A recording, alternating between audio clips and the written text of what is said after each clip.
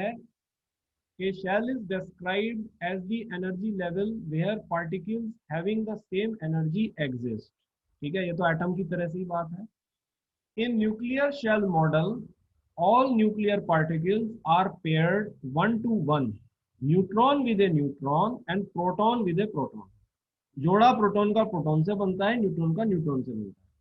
The paired neutrons and protons in nuclear energy levels are filled when the number of neutrons or protons, right?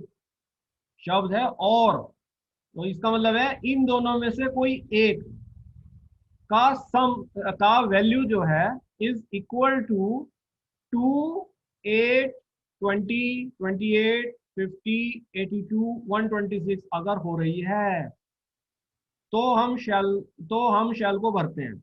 ये नियम है साहब इसका.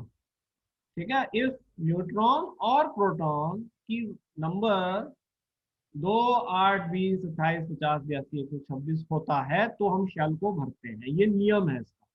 जैसा उसमें तो तुम्हारा वो लगता है ना, हंड्स और पॉली एक्सक्लूजन प्रिंसिपल लगती है एटम में, इसमें ये नियम लगता है.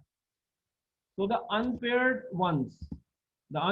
ones are responsible for properties of nucleus such as angular momentum. तो जो भी unpaired रह गए, ठीक है, जिन्होंने पेयरिंग जिनकी नहीं हुई, वही हमारे जो है न्यूक्लियस को नेट एंगुलर मोमेंटम देते हैं और उसकी नेट प्रॉपर्टीज के लिए रिस्पॉन्सिबल होते हैं.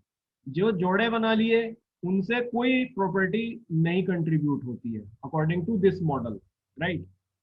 So the number of nucleons 2, 8, 20, 28, 50, 82, 126 in shells are called as magic numbers.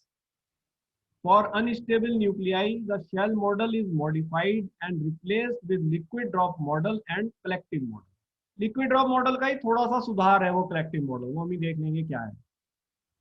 ठीक है, तो ये क्योंकि अनस्टेबल न्यूक्लियाई को एक्सप्लेन नहीं कर पाया था, हैवी न्यूक्लियस अनस्टेबल क्यों होता है उसे एक्सप्लेन नहीं कर पाया था, इसी वजह से इसको मॉडिफाई किया गया और लिक्विड ड्रॉप मॉडल को लाया गया.